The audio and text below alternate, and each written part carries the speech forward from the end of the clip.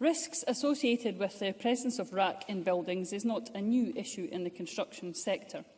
In order to fully understand the scope of RAAC, including in the school estate, we have been working with local authorities, NHS Scotland and other public sector organisations in Scotland as they have conducted reviews of RAAC in their properties. This allows us to better understand the extent of the issue, ensure that risks are managed and, where required, to be reassured that remedial work and mitigations have been put in place where necessary.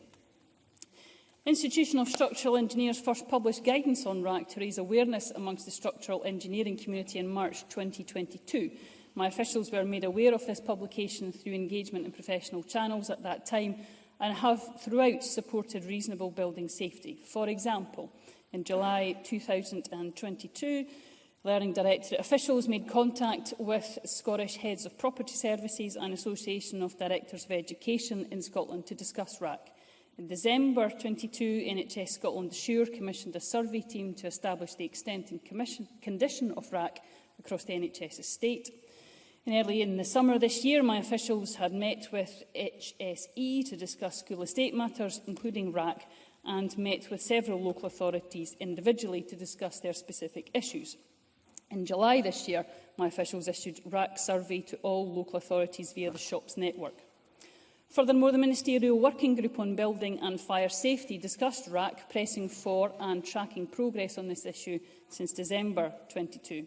The cross-sector working group on RAAC now supports our work as my officials join up with their sector counterparts and key public sector partners and representatives of the private sector.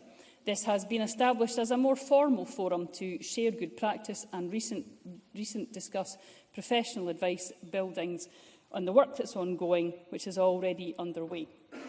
More recently, my officials have been invited to join the cross-UK Government Working Group on RAAC.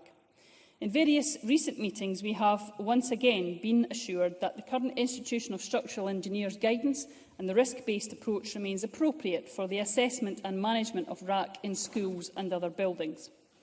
The most recent discussion with the Institution of Structural Engineers was on the 5th of September, when my officials met with the Director, who confirmed their RAAC guidance has not changed and remains a good, valid practice measure in this area, and we have issued it to local authorities for their information.